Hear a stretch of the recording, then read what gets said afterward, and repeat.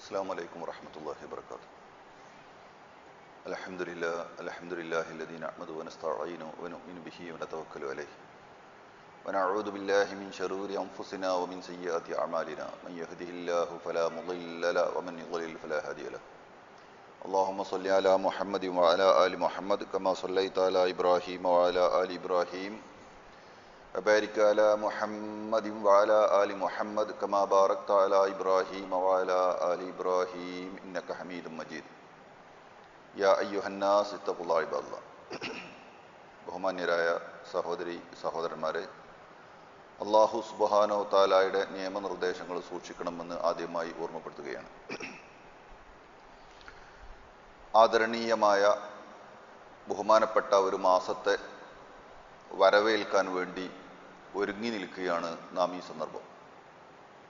ദിവസങ്ങൾ കഴിയുമ്പോൾ ആ പ്രിയപ്പെട്ട മാസം നമ്മളിലേക്ക് കടന്നു വരികയാണ് ഇൻഷാ അല്ലാഹ്. നബി സല്ലല്ലാഹു അലൈഹി വസല്ലമ റമളാനിൻ്റെ മാസങ്ങൾക്ക് മുമ്പ് തന്നെ ആ റമളാനിനെ സ്വീകരിക്കാൻ വേണ്ടി, അതിലെത്തിക്കാൻ വേണ്ടി പ്രാർത്ഥിക്കാറുണ്ട് എന്ന് ബഹുമാനപ്പെട്ട ഖതീബ് സൂചിപ്പിച്ചത് നിങ്ങൾ കേട്ടിരിക്കും. ഒരു വലിയ അതിഥി കടന്നു വരുമ്പോൾ നമ്മൾ വീട്ടിലേക്ക് ആ അതിഥി കയറുന്നതിന് മുമ്പ് തന്നെ നമ്മൾ അങ്ങോട്ട് ഇറങ്ങിച്ചെന്ന് മുറ്റത്തേക്ക് വന്ന് സ്വീകരിച്ചുകൊണ്ട് വീട്ടിലേക്ക് ആനയിക്കുക ഒരു ആദത്താണ്, ഒരു പതിവാണ്. പരിശുദ്ധ റമളാൻ കടന്നു വരുന്നതിന് മുമ്പ് തന്നെ നമ്മൾ അതിനെ സ്വീകരിക്കാനും ബഹുമാനിക്കാനും ഒരുങ്ങേണ്ടതുണ്ട്. വമൻ യുഅള്ളിം ശആഇറല്ലാഹി ഫഇന്നഹാ മിൻ തഖ്വൽ ഖുലൂബ്. അള്ളാഹു പ്രത്യേകമായി പറഞ്ഞ മതചിഹ്നങ്ങളെ, അടയാളങ്ങളെ ആദരിക്കുക എന്നുള്ളത് ഹൃദയത്തിൽ തഖ്വയുള്ളതിൻ്റെ അടയാളമാണ് എന്ന് അള്ളാഹു സുബ്ഹാനഹു തആല വിശുദ്ധ ഖുർആനിൽ സൂചിപ്പിക്കുന്നുണ്ട്. ആ റമളാനെ സ്വീകരിക്കേണ്ടത് എങ്ങനെയാണെന്ന് റസൂലുള്ളാഹി സ്വല്ലല്ലാഹു അലൈഹി വസല്ലമ പറഞ്ഞു തന്നിട്ടുണ്ട്. അതിൽ പ്രധാനപ്പെട്ട ഒരു കാര്യമാണ് മനസ്സ് ശരിപ്പെടുത്തുക എന്നുള്ളത്, മനസ്സ് ക്ലീനാക്കുക എന്നുള്ളത്. കഴിഞ്ഞ ആഴ്ച അതിലേക്ക് ചില സൂചനകൾ ബഹുമാനപ്പെട്ട ഖതീബ് നൽകുകയുണ്ടായി. ഈ ആഴ്ചയും ആ വിഷയം തന്നെയാണ് അദ്ദേഹം പരാമർശിച്ചത്. നമുക്കറിയാം, സമൂഹത്തിലായിരുന്നാലും കുടുംബത്തിലായിരുന്നാലും വ്യക്തികളിലായിരുന്നാലും ഒക്കെ പ്രശ്നങ്ങൾ ഉണ്ടാക്കുന്നവരെ പറ്റി പരിശോധിക്കുമ്പോൾ അറിയാം, മനസ്സ് നന്നാവാത്ത അല്ലെങ്കിൽ മനസ്സ് ശരിയല്ലാത്ത ആളുകളാണ്. നല്ല വേഷമായിരിക്കും, നല്ല കോലമായിരിക്കും, പുറമേക്ക് കണ്ടാൽ ഒരു കുറ്റവും പറയാത്ത പലരും മനസ്സ് ക്ലിയർ അല്ലാത്തത് കൊണ്ട് തന്നെ, മനസ്സ് ശരിയല്ലാത്തത് കൊണ്ട് തന്നെ അവർ കൂടുന്നിടത്തൊക്കെ പ്രശ്നങ്ങളാണ്. അത് കുടുംബത്തിലായിരുന്നാലും സമൂഹത്തിലായിരുന്നാലും രാഷ്ട്രീയത്തിലായിരുന്നാലും ഏത് തരത്തിലായിരുന്നാലും മനസ്സ് നന്നാവാത്ത ആളുകൾ, വക്ര മനസ്ഥിതിയുള്ള ആളുകൾ, ആ വക്രത എല്ലായിടത്തും നിഴലിച്ചു കാണും. അതുകൊണ്ടാണ് ഇസ്ലാം അതിന് വളരെ പ്രാധാന്യവും ഗൗരവവും നൽകിയത്. അലാ ഇന്ന ഫിൽ ജസദി മുദ്ഗ ഇദാ സ്വലഹത് സ്വലഹൽ ജസദു കുല്ലു വഇദാ ഫസദത് ഫസദൽ ജസദു കുല്ലു അലാ വഹിയൽ ഖൽബ്. ശരീരത്തിൽ ഒരു മാംസപിണ്ഡമുണ്ട്, അത് ശരിയായാൽ എല്ലാം ശരിയായി, അത് ദുഷിച്ചാൽ എല്ലാം മോശമായി. അറിയുക, അത് ഖൽബാണ്, മനസ്സാണ്. അത് ശരിയാകാത്ത കാലത്തോളം പുറമേക്ക് എത്ര നല്ല വേഷം ധരിച്ചിട്ടും എത്ര നല്ല കോലം കെട്ടിയിട്ടും യാതൊരു കാര്യമില്ല. അത് ശരിപ്പെടുത്താനുള്ള ശ്രമം, അതിൻ്റെ ഒന്നാമത്തെ ഘട്ടമാണ് തൗബ ചെയ്യുക എന്ന് പറയുന്നത്. അത് ശരിയാക്കാൻ, അത് ക്ലീനാക്കാൻ മനസ്സിലുള്ള എല്ലാ ദുഷ്ട ചിന്താഗതികളെയും പുറന്തള്ളേണ്ടതുണ്ട്. അതിന് ഈമാൻ അതിലേക്ക് ഇറക്കുകയും അങ്ങനെ ആ ദുസ്വഭാവം ഒഴിവാക്കുകയും ചെയ്യേണ്ടതുണ്ട്. അതിലൊന്നാമത്തെ സംഗതിയാണ് തൗബ, പശ്ചാത്തപിച്ച് മടങ്ങുക എന്നുള്ളത്. പശ്ചാത്തപിക്കുമ്പോഴാണ് നല്ലൊരു മനസ്സായിട്ട് നമ്മൾ മാറുള്ളൂ. നല്ല മനസ്സോട് കൂടിയിട്ടായിരിക്കണം ആ റമളാനിനെ സ്വീകരിക്കേണ്ടത്. കുറേ അസ്വസ്ഥതയും പകയും വിദ്വേഷവും അഹന്തതയും പൊങ്ങച്ചവും ഇങ്ങനെയുള്ള കുറേ ദുസ്വഭാവവുമായ ഒരു മനസ്സുമായി റമളാനിനെ സ്വീകരിക്കുമ്പോൾ ആ റമളാൻ കൊണ്ട് ഉദ്ദേശിച്ച ഫലം ലഭിക്കാതെ പോകും. അതുകൊണ്ടാണ് ആദ്യം തന്നെ റമളാനിന്റെ മുമ്പ് തന്നെ മനസ്സ് ക്ലീൻ ആക്കുന്നതിന്റെ പ്രാധാന്യത്തെ സംബന്ധിച്ച് ബഹുമാനപ്പെട്ട ഖതീബുമാർ വിശദീകരിക്കുന്നത്. അവനവനിലുള്ള പോരായ്മകളും വീഴ്ചകളും എന്താണെന്ന് പരിശോധിക്കുക. ഏറ്റവും പ്രധാനമായി മനസ്സിലുള്ള അസ്വസ്ഥതകൾ, മനസ്സിലുള്ള തകരാറുകൾ എന്താണ് എന്ന് അവനവൻ വിലയിരുത്തണം. അത് മറ്റൊരാൾക്ക് പറയാൻ കഴിയുന്ന സംഗതിയല്ല. എൻ്റെ മനസ്സിൻ്റെ ഉള്ളിൽ എന്താണുള്ളതെന്ന് ഞാനാണ് അറിയുക, വേറെ ആർക്കും അറിയില്ല. അതുകൊണ്ടുള്ള പലതും മറച്ചു വെച്ചുകൊണ്ട് ആളുകൾക്ക് നടക്കാൻ കഴിയുന്നത്. കാരണം മനസ്സിലുള്ള മനസ്സിലെ ഉദ്ദേശം എന്താണെന്ന് അറിയില്ല.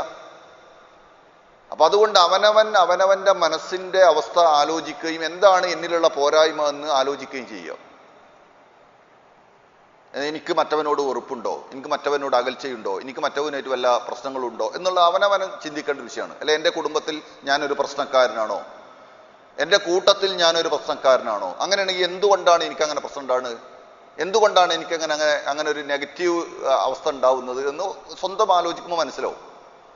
അതേപോലെ തന്നെ ഏറ്റവും അടുത്ത ഒരു സുഹൃത്ത്, മതബോധമുള്ള ഏറ്റവും അടുത്തൊരു സുഹൃത്തുണ്ടെങ്കിലും അത് മനസ്സിലാക്കാൻ കഴിയും.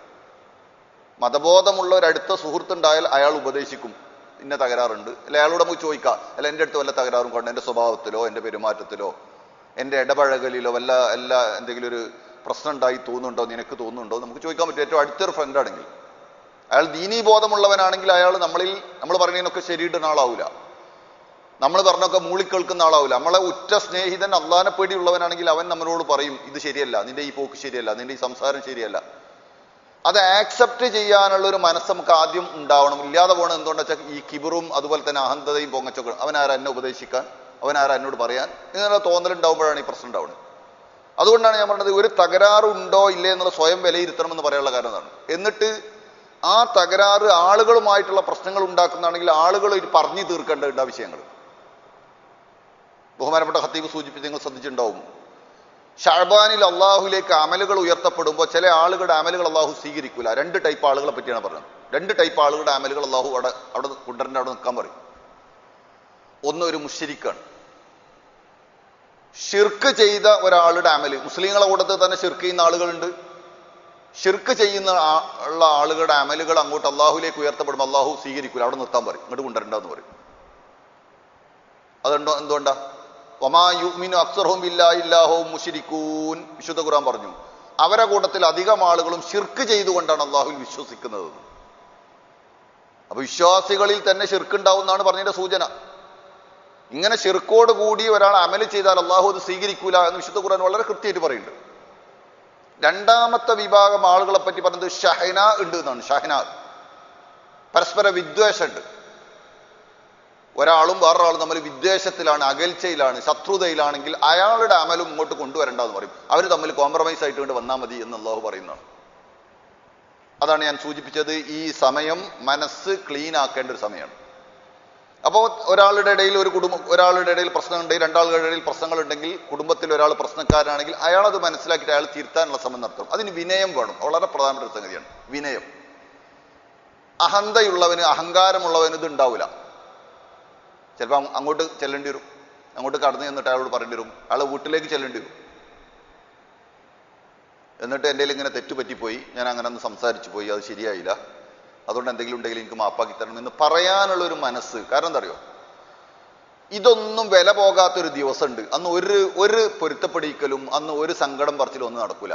അന്ന് അവനവന്റെ അമലുകൾ മാത്രം അള്ളാഹുവിന്റെ മുമ്പിൽ ഹാജരാക്കപ്പെടുന്ന ദിവസം. അതുകൊണ്ടാണ് വിശുദ്ധ ഖുർആൻ എത്ര സ്ഥലത്താ പറഞ്ഞത് അറിയോ, ഒരു സമ്പത്തോ ഒരു സൗകര്യമോ ഒരു സൗന്ദര്യമോ ഒരു സംഗതിയും ഉപകാരപ്പെടാത്ത, സ്നേഹബന്ധമോ ഉപകാരപ്പെടാത്ത ഒരു ദിവസം വരാനുണ്ട്.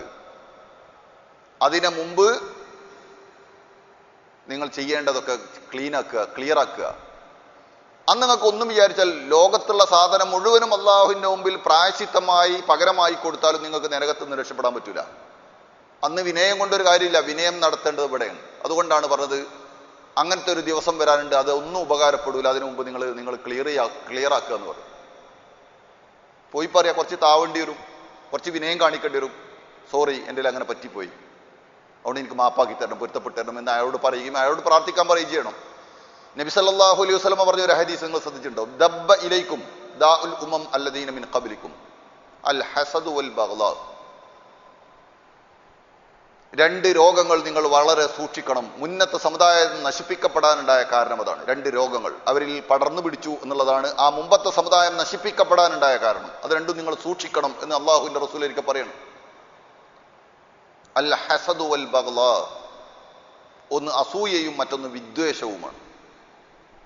അസൂയയും വിദ്വേഷവും. അസൂയ, ഇത് എന്നെക്കാളും മറ്റേയാൾക്ക് അംഗീകാരം കിട്ടുന്ന സമൂഹത്തിൽ, ഞാനും അയാൾ കൂടെ പഠിച്ച ആളല്ലേ. അല്ലെങ്കിൽ ഇന്ന ഏരിയയിൽ എന്താ എന്നെക്കാളും മറ്റേ ആൾക്ക് കൂടുതൽ അംഗീകാരം കിട്ടുന്നത്, ഞാൻ അയാളെക്കാളും മുമ്പ് വന്ന ആളല്ലേ. അല്ലെങ്കിൽ ഇന്ന പോസ്റ്റിൽ ഞാനുള്ള ആളല്ലേ, എന്നെക്കാളും താഴെയുള്ള പോസ്റ്റിലല്ലേ മറ്റേ ആള്, അയാൾക്കെന്താ എന്നെക്കാളും കൂടുതൽ അംഗീകാരം കിട്ടുന്നത്. ഇങ്ങനെയുള്ളതാണ് അസൂയ എന്ന് പറഞ്ഞാൽ അസ്വസ്ഥത, അസൂയ. എൻ്റെ മനസ്സിൽ അങ്ങനെ തോന്നൽ വരികയാണ്. അതിങ്ങനെ പുകയും. അങ്ങനെ ഒരു അസ്വസ്ഥത ഉണ്ടാവും, അങ്ങനെ പുകഞ്ഞുകൊണ്ടിരിക്കും. നേരെ ചെയ്യാൻ വിചാരിക്കണം എന്തിനാ, അയാൾക്ക് അംഗീകാരം കിട്ടിയോട്ടെ, അൽഹംദുലില്ലാ. അയാൾ ആളുകൾ വിശ്വസിക്കട്ടെ, അൽഹംദുലില്ലാ. എൻ്റെ എന്തേ അപാകത ഉണ്ടോ അത് ഞാൻ ശ്രദ്ധിക്കുക.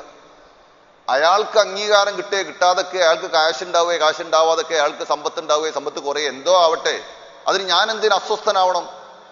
അയാൾക്ക് സമ്പത്ത് ഉണ്ടാകുമ്പോൾ, അയാൾക്ക് സൗകര്യങ്ങൾ ഉണ്ടാകുമ്പോൾ ഞാൻ അൽഹംദുലില്ലാ പറയാൻ വേണ്ടത്. കാരണം എൻ്റെ ഒരു സഹോദരൻ നന്നാവട്ടെ, അല്ലെങ്കിൽ അയാളുടെ ബാധ്യത ഞാൻ നോക്കണ്ടേ. എൻ്റെ അയൽവാസി കഷ്ടപ്പെടുകയാണെങ്കിൽ അയാളുടെ ബാധ്യത എൻ്റെ മേൽ അർപ്പിതമാണ് ഇസ്ലാമിൽ. നേരെ മറിച്ച് അയാൾ സാമ്പത്തികമായി സൗകര്യം കൂടുമ്പോൾ ഞാൻ ഒരു ബാധ്യത എൻ്റെ അടുത്ത് നിന്ന് ഒഴിവായല്ലോ, അൽഹംദുലില്ലാ എന്നാണ് ഞാൻ പറയേണ്ടത്. പക്ഷേ ഞാൻ തിരിച്ചു പോരുകയാണ്, എനിക്ക് അസ്വസ്ഥത തോന്നുകയാണ്, പുകയാണ്, മനസ്സിൽ പുകച്ചിൽ വരികയാണ്. ഇത് മനസ്സ് ക്ലീൻ അല്ലാത്തോണ്ടാണ്.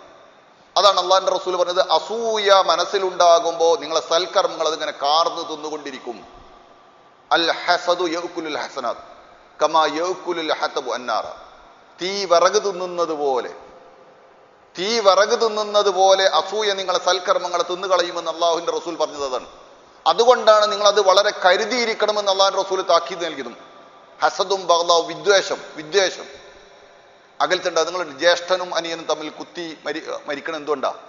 വിദ്വേഷം വരികയാണ്, മനസ്സിൻ്റെ ഉള്ളിൽ പക കയറിക്കൂടാണ്. ഏറ്റവും ഉറ്റ മിത്രങ്ങൾ വിദ്വേഷം വന്നാൽ ഏറ്റവും വലിയ സ്ട്രോങ് ആയി ശത്രുവായി മാറുകയാണ്. ഏറ്റവും അടുത്ത ഫ്രണ്ട്സ് ആയിരിക്കും അവർ, വളരെ ക്ലോസ് ആയിരിക്കും. പക്ഷെ ഈ വിഷം പിശാചി കുത്തിവെക്കുമ്പോ ഏറ്റവും വലിയ ശത്രുതയിലാണ്. നിങ്ങൾ ശ്രദ്ധിച്ചു നോക്കിയിട്ടുണ്ടോ? ഏറ്റവും വലിയ ശത്രുക്കൾ ആരാണെന്ന് ചോദിച്ചാൽ പലപ്പോഴും അത് മുമ്പ് അവർ വളരെ വലിയ ഇന്റിമേറ്റ് ഫ്രണ്ട് ആയിരിക്കും, ഏറ്റവും അടുപ്പായിരിക്കും അവർ. പക്ഷെ ഈ ഹസദും ബഗ്ളാവും കൂടെ പിശാചി പതുക്കെ അങ്ങനെ കൂട്ടിയപ്പോ ഒരിക്കലും അടുക്കാത്ത രൂപത്തിലുള്ള ശത്രുക്കളായി മാറാൻ കാരണം ഇത് മനസ്സിലുള്ളത് കൊണ്ടാണ്. ഹസദും ബഗ്ളാവും മനസ്സിലുള്ളത് കൊണ്ടാണ്. അതുകൊണ്ടാണ് അള്ളാഹിന്റെ റസൂൽ വളരെ വലിയ താക്കീത് അതിനെ സംബന്ധിച്ച് നൽകിയത്. നിങ്ങൾ വളരെ സൂക്ഷിക്കണം, വളരെ ഗൗരവത്തിൽ നിങ്ങൾ കാണണം ഹസദും ബഗ്ളാവും. നബി സല്ലല്ലാഹു അലൈഹി വസല്ലം ഒരിക്കൽ പറഞ്ഞു, ഈമാനും അസൂയയും കൂടി ഒരു മനസ്സിൽ ഒരുമിച്ച് കൂടുകയില്ല എന്ന് പറഞ്ഞാൽ എന്താ അതിന്റെ അർത്ഥം? ഈമാനും അസൂയയും ഒരു മനസ്സിൽ ഒരുമിച്ച് കൂടൂല എന്ന് പറഞ്ഞാൽ ഈമാനുള്ളയിടത്ത് അസൂയ നിൽക്കാൻ കഴിയില്ല, അസൂയ ഉള്ളയിടത്ത് ഈമാനും നിൽക്കാൻ കഴിയില്ല. അതാണ് പ്രത്യേകത. നമ്മളെ മനസ്സിൽ അസൂയ പുകയുന്നുണ്ടെങ്കിൽ ഈമാനിൽ നിന്ന് പുറത്തിയാടും, ഈമാൻ അടക്കൂല. നമ്മളെ മനസ്സിൽ ഈമാൻ ഉണ്ടെങ്കിൽ അസൂയ പുറത്തേക്ക് ചാടും, അസൂയക്ക് അടക്കാൻ കഴിയില്ല. അതുകൊണ്ടാണ് രണ്ടും കൂടെ ഒരു സ്ഥലത്ത് നിൽക്കൂല എന്ന് അള്ളാഹിന്റെ റസൂൽ പറയാനുള്ള കാരണം. പ്രിയപ്പെട്ടവരെ, മനസ്സിലുള്ള അപാകതകൾ, തകരാറുകൾ പരിശോധിക്കുക. ബന്ധങ്ങളിൽ അകൽച്ച വന്നു പോയിട്ടുണ്ടെങ്കിൽ ഈ സമയം, ഒരാഴ്ച സമയമുണ്ട്. പലപ്പോഴും പലരും ഇവിടെ ബാച്ചിലേഴ്സ് ആയിട്ട് താമസിക്കുന്ന ആളുകളാണ്, കുടുംബങ്ങൾ നാട്ടിലായിരിക്കും. കഴിഞ്ഞ നാട്ടുപോക്കിൽ പല ഇടപെട്ടപ്പോൾ, കല്യാണത്തിനും സൽക്കാരത്തിനൊക്കെ ഇടപെട്ടപ്പോൾ, അല്ലെങ്കിൽ സ്വത്തുമായിട്ട് ബന്ധപ്പെട്ട വിഷയത്തിൽ ഇടപെട്ടപ്പോൾ, അല്ലെങ്കിൽ സ്വത്ത് ഓഹരി വെക്കുന്ന വിഷയത്തിൽ ഇടപെട്ടപ്പോൾ പെങ്ങളുമായിട്ട് അകൽച്ച ഉണ്ടായിട്ടുണ്ടാവും, ആങ്ങളായിട്ട് അകൽച്ച ഉണ്ടായിട്ടുണ്ടാവും, അല്ലെങ്കിൽ ബാപ്പിയും മക്കളായിട്ട് പ്രശ്നങ്ങൾ ഉണ്ടായിട്ടുണ്ടാവും. ഇവിടെയുള്ള പ്രശ്നങ്ങൾ ഉണ്ടാവുക സ്വത്ത് വരുമ്പോഴാണ് പ്രശ്നങ്ങൾ ഉണ്ടാവുക. അല്ലെങ്കിൽ കല്യാണങ്ങൾ വരുമ്പോഴാണ് പ്രശ്നങ്ങൾ ഉണ്ടാവുക. നമ്മളൊരു കല്യാണം നടത്തുന്ന കൂടുതൽ ആളുകളെ അടുപ്പിക്കാൻ വേണ്ടിയിട്ടാണ്. പക്ഷെ ഒരു കല്യാണം നടത്തുമ്പോൾ കുറേ ബന്ധങ്ങൾ പുറത്തു പോയിട്ടുണ്ടാവും. അതൊരു പ്രത്യേകത, നമ്മുടെ നാട്ടിലൊരു പ്രത്യേകത. സാധാരണ നമ്മൾ കല്യാണം നടത്തുന്ന എല്ലാവരും കൂടെ അടുപ്പിക്കാനാണ്, എല്ലാവരും വന്ന് സന്തോഷത്തോടുകൂടി ഭക്ഷണം കഴിച്ച് പോകാൻ വേണ്ടിയിട്ടാണ്. പക്ഷെ ഒരു കല്യാണം നടത്തിയ കുറേ ബന്ധങ്ങൾ പൊട്ടിയിട്ടുണ്ടാവും. അതാണ് അതിൻ്റെ പ്രത്യേകത. ചില ആൾക്കാരോട് നിശ്ചയം പറഞ്ഞിട്ടുണ്ടാവില്ല, ചില കാരണന്മാരെ പരിഗണിച്ചിട്ടുണ്ടാവില്ല, ചില ആൾക്കാരോട് പറഞ്ഞിട്ടുണ്ടാവില്ല, ചില ആൾക്കാരോട് പറഞ്ഞിട്ടുണ്ട് തലേന്ന് പിന്നെ വേറെ പറഞ്ഞിട്ടുണ്ടാവില്ല. ഇങ്ങനെ ഒരുപാട് നൂലാമാലകളെ പ്രശ്നങ്ങളാണ്, എല്ലായിടത്തും പ്രശ്നം. ഒക്കെ അകൽച്ച അങ്ങനെ ഉണ്ടായി, ഒരുപാട് അകൽച്ച. നമ്മളെ ഭാഗത്തുനിന്ന് വല്ല കാരണം ഉണ്ടായിട്ടുണ്ടെങ്കിൽ അതിന് കുറച്ച് ടൈം മെനക്കെട്ടിട്ടൊന്ന് ഫോൺ ചെയ്ത് സംസാരിക്കുക, അല്ലെങ്കിൽ കാണാൻ പറ്റുന്ന ആളുകൾ കണ്ട് സംസാരിക്കുക. അങ്ങനെ അപാകത പറ്റിയിട്ടുണ്ട്, ഇനിയിപ്പോൾ വലിയ അപാകത പറ്റിയിട്ടില്ലെങ്കിലും അങ്ങനെ ഒന്ന് പറഞ്ഞു നോക്കുക. അത് വലിയ സംഗതിയാണ്. വലിയൊരു അപാകത നമ്മളിൽ പറ്റിയിട്ടില്ല, മറ്റോട് തന്നെ അപാകതെങ്കിലും നിങ്ങൾ അങ്ങോട്ട് ആക്സെപ്റ്റ് ചെയ്ത്, എൻ്റെ അടുത്ത് കുറച്ച് അപാകത പറ്റിപ്പോയി ആളോട് ഞങ്ങൾക്ക് ഭയങ്കര സന്തോഷവും, എൻ്റെ ചെറിയ തകരാറൊക്കെ പറ്റിപ്പോയിട്ടുണ്ടാവും, നിങ്ങൾ മാപ്പാക്കണം, പൊരുത്തപ്പെടണം എന്നൊക്കെ പറയും. നിങ്ങൾ ഇനി അങ്ങനെ വിചാരിക്കരുതൊക്കെ പറയുമ്പോൾ ഒരു വ്യത്യാസമായ ആളിലുണ്ടാവും. നിങ്ങൾ എപ്പോഴും നമ്മൾ ഓർമ്മിക്കാറുള്ള ഒരു ചരിത്രം ഉണ്ടല്ലോ, ചരിത്രത്തിൽ മനസ്സിൽ വരേണ്ട വലിയൊരു ചരിത്രം, ആയിഷ റളിയല്ലാഹു അൻഹയുടെ പേരിലുള്ള അപരാധ കഥ. നമുക്കറിയാം, ചരിത്രത്തിൽ സൂറത്ത് നൂറിൽ 10ഓളം ആയത്തുകളാണ്, ഒരുപാട് വട്ടം നമ്മൾ കേട്ടിട്ടുണ്ട്. ഞാനത് പറയണത് നമ്മളെ മനസ്സിൽ അത് ഓർമ്മ ഉണ്ടാകാൻ വേണ്ടിയിട്ടും മറന്നുപോയ ആളുകൾക്ക് ഓർമ്മിക്കാൻ വേണ്ടിയിട്ടുമാണ്. ആയിഷ റളിയല്ലാഹു അൻഹയുടെ പേരിൽ വ്യഭിചാര ആരോപണ കഥ നടത്തുന്ന ആരാ അറിയോ? സ്വന്തം ഉപ്പാന്റെ അടുത്തുനിന്ന് അബൂബക്കർ സിദ്ദീഖിന്റെ അടുത്തുനിന്ന് ആനുകൂല്യം പറ്റി ജീവിക്കുന്ന ഒരു കുടുംബക്കാരനാണ്. എങ്ങനെ ഉണ്ടാവും ആ ബന്ധങ്ങളെന്ന് ആലോചിച്ചു. എൻ്റെ അടുത്തുനിന്ന് ആനുകൂല്യം പറ്റി സഹായം പറ്റി ജീവിക്കുന്ന എൻ്റെ ഒരു കുടുംബക്കാരൻ എൻ്റെ മകളെ പറ്റി ആരോപണം പറയുന്ന വിഷയത്തിൽ മുന്നിലുണ്ടെങ്കിൽ എനിക്ക് എന്തായിരിക്കും അയാളോടുള്ള പ്രതികരണം ഉണ്ടാവുക? എൻ്റെ സഹായം എങ്ങനെ പറ്റുക, എൻ്റെ കാഴ്ച കൊണ്ട് ഭക്ഷണം കഴിക്കുക, എന്നിട്ട് എനിക്ക് ഇതിൽ തിരിയുക, എൻ്റെ മകൾക്ക് ഇതിൽ തിരിയുക, എന്തായിരിക്കും? അതിനെ ചെറിയ സംഗതിയല്ല ആരോപണം, വ്യഭിചാര ആരോപണമാണ് സംഭവം. ഭയങ്കരമായിട്ട് അബൂബക്കർ സിദ്ദീഖിന് ഫീൽ ചെയ്തു. അദ്ദേഹം ഉടനെ സത്യം ചെയ്തു, ഒരു പൈസ ഞാൻ കൊടുക്കില്ല, ഒരു സഹായം ഞാൻ കൊടുക്കില്ല എന്നാണ് സത്യം ചെയ്തത്. നിങ്ങൾ ആലോചിച്ച് നോക്കൂ, സൂറത്ത് നൂറിൽ നിങ്ങൾ നമ്മളെ പ്രഥമ ദൃഷ്ടിയാൽ നമ്മൾ വിലയിരുത്തുക എന്താ വെച്ചാൽ അബൂബക്കർ സിദ്ദീഖിനെ എന്തായാലും വിമർശിക്കാൻ സാധ്യതയില്ല. വിമർശിക്കണ്ടെങ്കിൽ അയാൾ ആരോപണം പറഞ്ഞ ആളാണ് വിമർശിക്കേണ്ടത്. എന്നിട്ടും അള്ളാഹു വിമർശിച്ചത് വലാ യഅ്തുലി ഉലിൽ ഫളലി മിൻകും വസ്സഅതി എന്ന് പറഞ്ഞുകൊണ്ട് സൂറത്ത് നൂറിൽ അവതരിക്കണായത്. നിങ്ങളെ കൂട്ടത്തിൽ കഴിവും ശേഷിയുമുള്ള ആളുകൾ, നിങ്ങളെ കീഴിലുള്ള ആളുകൾ, ചില ആളുകൾ നിങ്ങളോട് തെറ്റ് ചെയ്തതിന്റെ പേരിൽ നിങ്ങളൊന്നും കൊടുക്കുകയില്ല എന്ന് സത്യം ചെയ്യാൻ പാടില്ല. അബൂബക്കർ സിദ്ദീഖിനോടാണ് താക്കീത്. നിങ്ങളെ കീഴിലുള്ള ഒരാൾ, നിങ്ങളെ ചെലവിൽ ജീവിക്കുന്ന ഒരാൾ, അയാളിൽ ഒരു തെറ്റ് പറ്റി എന്നുള്ളത് ശരിയാണ്, അയാൾ പറഞ്ഞു എന്നുള്ളത് ശരിയാണ്, വലിയ തെറ്റാണ്, ചെറിയ തെറ്റൊന്നുമല്ല. അതിന്റെ പേരിൽ നിങ്ങൾ അയാൾക്ക് കൊടുക്കുന്ന സഹായം നിർത്തിവെക്കുമെന്ന് പറഞ്ഞത് ഒരിക്കലും ശരിയായില്ല. അങ്ങനെ സത്യം ചെയ്യാൻ നിങ്ങൾ പാടില്ല. എന്നിട്ട് അതിൽ ചോദ്യം, അലാ തുഹിബ്ബൂന അൻ യഗ്ഫിറല്ലാഹു ലക്കും, അലാ തുഹിബ്ബൂന അൻ യഗ്ഫിറല്ലാഹു ലക്കും, അല്ലാഹു നിങ്ങൾക്ക് മാപ്പാക്കി തരാൻ നിങ്ങൾ ഇഷ്ടപ്പെടുന്നില്ലേ? നിങ്ങളെ റബ്ബിനോട് ഒരുപാട് തെറ്റ് ചെയ്തിട്ടുണ്ട്. ആ തെറ്റുകളൊക്കെ നിങ്ങളെ റബ്ബ് നിങ്ങൾക്ക് മാപ്പാക്കി തരണമെന്ന് നിങ്ങൾ ആഗ്രഹിക്കുന്നു. നിങ്ങളുടെ കീഴിലുള്ള ആളുകൾ നിങ്ങളോട് വല്ല തെറ്റും ചെയ്യുമ്പോൾ അതിൽ നിങ്ങൾ മസിൽ പിടിച്ചിരിക്കാണ്, മാപ്പാക്കാൻ തയ്യാറില്ല. ഇതെന്ത് ന്യായാണ് എന്നാണ് അള്ളാഹുവിന്റെ ചോദ്യം. ഉടനെ അബൂബക്കർ സിദ്ദീഖ് എല്ലാം സത്യങ്ങളും പിൻവലിച്ചുകൊണ്ട് അദ്ദേഹത്തിന് പഴയ രൂപത്തിൽ സഹായം ചെയ്യാൻ തുടങ്ങി. ആലോചിച്ച് നോക്കൂ, തെറ്റ് കുറച്ച് കുറവാണ് നമ്മളിൽ നീക്കുക. ഒരു പ്രശ്നം ഉണ്ടാകുമ്പോൾ തെറ്റ് രണ്ട് ഭാഗത്തുണ്ടാവും, അല്ലെങ്കിൽ തെറ്റിൽ വ്യത്യാസം ഉണ്ടാവും, അതിന് ശതമാനത്തിൽ വ്യത്യാസം ഉണ്ടാവും. നമ്മളെ ഭാഗത്ത് തെറ്റില്ലാലേ വളരെ കുറവാണ് തെറ്റ് എന്ന് തന്നെ വിചാരിച്ചാലും ദീനീബോധമുള്ള ആളുകൾ എന്നുള്ളത് നമ്മൾ അവരോട് പറയാം, സാറില്ല അങ്ങനെ തെറ്റ് പറ്റിയത് മാപ്പാക്കി തരണം എന്നൊക്കെ പറയാം, റമളാനാണ് വരുന്നത് എന്നൊക്കെ പറഞ്ഞിട്ട് ഒന്ന് മൊഞ്ചാക്കി സംസാരിച്ചാൽ വളരെ വലിയ, നമുക്കറിയാലേ സംസാരം വളരെ പ്രധാനപ്പെട്ട ഒരു സംഗതിയാണ്. സംസാരമാണല്ലോ ആളുകളെ അടുപ്പിക്കുന്നതും അകറ്റുന്നതും. അതുകൊണ്ടാണ് റസൂൽ അങ്ങനെ നാവ് പിടിച്ചിട്ട് പറഞ്ഞത്, ഇത് ദുരുപയോഗം ചെയ്യുകയില്ല എന്ന് ആരെങ്കിലും എനിക്ക് കരാർ ചെയ്താൽ ഞാൻ അവന് സ്വർഗം കൊടുക്കാന്നുള്ള കരാർ കൊടുക്കാന്നാണ് നാവിനെ പിടിച്ചിട്ട് റസൂൽ പറഞ്ഞത്. നാവാണ് പ്രശ്നക്കാരൻ. നിങ്ങൾക്കറിയില്ല കുടുംബത്തിലും മറ്റൊരുത്തുള്ള പ്രശ്നങ്ങൾ എന്താ, പറയേണ്ട സംഗതികൾ പറയേണ്ടതിന് മുമ്പേ തന്നെ പറഞ്ഞിട്ടുണ്ടാവും, സ്ട്രോങ് പറഞ്ഞിട്ടുണ്ടാവും. ശൈലി, അതാണ് ശൈലി. ചില ആൾക്കാരുടെ ശൈലി അങ്ങനെയാണ്, പറയേണ്ടതല്ല അപ്പുറത്താൾ പറയാം, രണ്ടു മുഴ മുന്നിൽ കയറിയാന്ന് അറിയാണ്ടാണ് പറയാം, പറച്ചിലുണ്ടാവുക. സംസാരം അത് വളരെ പ്രധാനമാണ്. അത് കൺട്രോൾ ചെയ്യുക എന്ന് പറഞ്ഞാൽ വളരെ പ്രധാനപ്പെട്ട സംഗതിയാണ്. സംസാരത്തിലാണ് ആളുകൾ അടുക്കുന്നതും അകറ്റുന്നതും. എന്നെപ്പറ്റി ഒരാൾ എന്നെ സംബന്ധിച്ചുള്ള ഒരു മൈനസ് വേറൊരാളോട് പറഞ്ഞു എന്ന് പറഞ്ഞാൽ ഞാൻ എന്താണ്, ഞാനും അയാളിട്ട് എന്ത് ബന്ധം ഉണ്ടാവുക? അകലൂല്ലേ സ്വാഭാവികമായിട്ട്. ഇന്നെ തരം താഴ്ത്തിയിട്ട് ഒരാൾ മറ്റൊരാൾ സംസാരിച്ചു എന്നുള്ള പേര് ഞാൻ അറിഞ്ഞാൽ ഞാൻ എന്താണ് അയാളായിട്ടുള്ള ബന്ധം ഉണ്ടാവുക? അകലൂലെ. ഇങ്ങനെ ഓരോ സംഗതിയും പരിശോധിച്ചൊക്കെ സംസാരമാണ് പ്രശ്നം. നേരത്തെ എന്നെ ബഹുമാനിച്ചുകൊണ്ട് ഒരാൾ സംസാരിക്കുന്നുണ്ട്, അല്ലെങ്കിൽ എന്നെ പോസിറ്റീവായിട്ട് ഒരാൾ സംസാരിക്കുന്നുണ്ട്, ഞാനും അയാളായിട്ട് അടുപ്പം കൂടും ഞാൻ അങ്ങനെ കേട്ടാൽ. ഇതാണ് മനുഷ്യന്മാരുടെ ഇടയിൽ പ്രശ്നക്കാരൻ. ഒരു തീപ്പൊരി, അതാണ് ഒരു പദം. ഒരു തീപ്പൊരി മതി ഒരു വീട് കത്തിക്കാൻ. ഒരു വീടല്ല, ഒരു കോളനി ഒന്നായിട്ട് കത്തിക്കാൻ ഒരു തീപ്പൊരി മതി. പലരുടെയും സംസാരം കൊണ്ട് എന്തൊക്കെ പ്രശ്നങ്ങളാണ് സമൂഹത്തിൽ അനുഭവിച്ചുകൊണ്ടിരിക്കുന്നത് കേട്ടില്ലേ? കുടുംബങ്ങളിലുള്ള പ്രശ്നങ്ങൾ, സമൂഹത്തിലുള്ള പ്രശ്നങ്ങൾ, രാഷ്ട്രീയത്തിലുള്ള പ്രശ്നങ്ങൾ. ഒരു ചെറിയ തീപ്പൊരിയാണ്, എന്തൊക്കെ പ്രശ്നങ്ങളാണ് സമൂഹത്തിൽ ഉണ്ടാവുന്നത്. അതുകൊണ്ടാണ് അള്ളാഹുവിന്റെ റസൂല് അത് ദുരുപയോഗം ചെയ്യൂല എന്നോട് കരാർ ചെയ്താൽ അവന് സ്വർഗം കൊടുക്കാൻ ഞാൻ കരാർ ചെയ്യുന്നു എന്ന് അള്ളാഹുവിന്റെ റസൂൽ പറയാനുള്ള കാരണം അതാണ്. പ്രിയമുള്ളവരെ, പരിശുദ്ധ റമളാനിനെ സ്വീകരിക്കുന്നതിന് മുമ്പ് നമ്മളൊന്ന് ക്ലീൻ ആവുക, അകൽച്ചകൾ അടുപ്പിക്കുക, പോരായ്മകൾ നോക്കുക, വിദ്വേഷവും അസൂയയും ഒക്കെ ഉണ്ടെങ്കിൽ അതൊക്കെ ഒന്ന് ക്ലീൻ ആക്കാനുള്ള ഒരു നല്ലൊരു മനസ്സുണ്ടാവുക. എന്നിട്ട് പടച്ചോന്റെ മുമ്പിൽ കൈനീട്ടാം. ഇതൊക്കെ ചെയ്തിട്ട് അള്ളാഹിനോട് പറയാം, പടച്ചോനെ എൻ്റെ മാപ്പ് തരണം, എൻ്റെ അടുത്ത് അങ്ങനെ പറ്റിപ്പോയി, ഞാൻ അങ്ങനെ സംസാരിച്ചു പോയി, എൻ്റെ വീഴ്ചയിലുണ്ടായി, അതുകൊണ്ട് എനിക്ക് മാപ്പ് തരണമെന്ന് പറഞ്ഞുകൊണ്ട് ഇനിയുള്ള ദിവസങ്ങളിൽ അള്ളാഹുവിൻ്റെ മുമ്പിൽ കൈ നീട്ടി അള്ളാഹുവിനോട് പ്രാർത്ഥിക്കുക. അള്ളാഹിനോട് പ്രാർത്ഥിച്ചാൽ, തുടർച്ചയായി പടച്ചവനോട് പ്രാർത്ഥിച്ചാൽ അള്ളാഹു അത് വട്ടപൂജ്യമായി മടക്കൂല എന്ന് അള്ളാഹിന്റെ റസൂൽ പറഞ്ഞിട്ടുണ്ട്.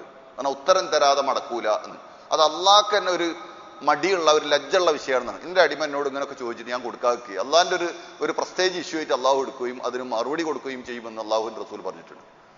പ്രിയപ്പെട്ടവരെ, മനുഷ്യർ തമ്മിലുള്ള പ്രശ്നങ്ങളാണെങ്കിൽ അത് മനുഷ്യർ തമ്മിൽ തന്നെ പരിഹരിക്കണം. എന്നിട്ടാണ് പടച്ചവനോട് തൗബ ചെയ്യേണ്ടത്. ആളുകൾ തമ്മിലുള്ള പ്രശ്നങ്ങളുടെ തൗബയുടെ കണ്ടീഷൻ, ഷുറൂത്തുകൾ, ആളുകൾ തമ്മിൽ തന്നെ പ്രശ്നം പരിഹരിക്കണം എന്നുള്ളതാണ്. ഞാൻ അങ്ങനെ പ്രശ്നം ഉണ്ടാക്കുന്ന പടച്ചവനോട് തൗബ ചെയ്തിട്ട് കാര്യമില്ല. ഞാൻ എവിടെയാണ് പ്രശ്നം ഉണ്ടാക്കി അത് പരിഹരിക്കാൻ ഞാൻ ആദ്യം മെനക്കണം. അതാണ് ഇബാദത്തിലുള്ളത്. അള്ളാഹിനോട് പറഞ്ഞാൽ മതി. നമസ്കാരവും നോമ്പും സക്കാത്തൊക്കെ തകരാറ് പറ്റിയതാണെങ്കിൽ അള്ളാഹിനോട് പറഞ്ഞാൽ മതി. നമുക്കറിയാലോ, നോമ്പ് അത് പരസ്യമായ ഒരു അമലല്ല. നമസ്കാരം, അതുപോലെ തന്നെ ഹജ്ജ്, സക്കാത്ത് പോലെ ആളുകൾ ചെയ്യേണ്ട ഒരു സംഗതിയല്ല നോമ്പ്. നോമ്പ് വളരെ ഒരു നോമ്പ് നോൽക്കാത്താക്കും നോമ്പ് നോറ്റവനെ പോലെ അഭിനയിക്കാൻ കഴിയും. അത് മനസ്സിൻ്റെ ഉള്ളിലുള്ള ഒരു വിഷയമാണ്. അതുകൊണ്ടാണ് നോമ്പ് തോറ്റ് നബി വളരെ കണിശായിട്ട് തട്ടിച്ച് പറഞ്ഞത്, മനസ്സ് ശരിയാക്കാൻ വേണ്ടി പറഞ്ഞത്. നന്നായിട്ട് ആലോചിക്കുക, നമ്മളുടെ അമലുകൾ നഷ്ടപ്പെട്ടു പോകാതിരിക്കുക. നമ്മളുടെ അമലുകൾ പരലോകത്ത് വരുമ്പോൾ അള്ളാഹു വീതം വെച്ച് കൊടുക്കേണ്ട അവസ്ഥയിലേക്ക് എത്താതിരിക്കുക. മുഫ്ലിസ്, നബി പറഞ്ഞ മുഫ്ലിസ്, പാപ്പറായിപ്പോയ മനുഷ്യൻ, പരലോകത്ത് വരുമ്പോൾ പാപ്പറായിപ്പോയ മനുഷ്യൻ. അവനവന്റെ നോമ്പിൽ നിന്നും സക്കാത്തിൽ നിന്നും ഹജ്ജിൽ നിന്നും അള്ളാഹു പ്രതിഫലം എടുത്തിട്ട് മറ്റുള്ളവർക്ക് അങ്ങനെ വീതിച്ചു കൊടുക്കേണ്ട ഒരു അവസ്ഥ ചില ആളുകൾക്ക് ഉണ്ടാകുമെന്ന് അള്ളാഹുവിന്റെ റസൂൽ പറഞ്ഞിട്ടുണ്ട്. നിസ്കാരവും നോമ്പും സക്കാത്തിന്റെ കൂടെ മറ്റുള്ളവരുമായുള്ള പ്രശ്നങ്ങൾ ഉണ്ടാക്കുന്ന ആളുകളെ പറ്റിയാണ് അള്ളാഹുവിന്റെ റസൂല പറഞ്ഞത്. നന്നായിട്ട് ആലോചിക്കുക. അവനവന്റെ അമല് മാത്രമേ അവനവനെ രക്ഷപ്പെടുത്തുള്ളൂ, വേറെ ഒന്നും രക്ഷപ്പെടുത്താണ്ടാവില്ല. അള്ളാഹു നമ്മളെ കാത്തു രക്ഷിക്കുമാറാവട്ടെ. നമ്മളെല്ലാവരെയും അള്ളാഹു ഈമാനോടുകൂടി മരിപ്പിക്കട്ടെ. ഈ വരുന്ന പരിശുദ്ധ റമദാനിൽ പൂർണ്ണമായി ഇബാദത്തുകൾ ചെയ്യാനും മുമ്പത്തെ റമദാനിനേക്കാൾ കൂടുതൽ അള്ളാഹുലേക്ക് അടുക്കാനുമുള്ള സാഹചര്യവും തൗഫീക്കും പടച്ച റബ്ബ് നമുക്കെല്ലാവർക്കും പ്രദാനം ചെയ്യട്ടെ.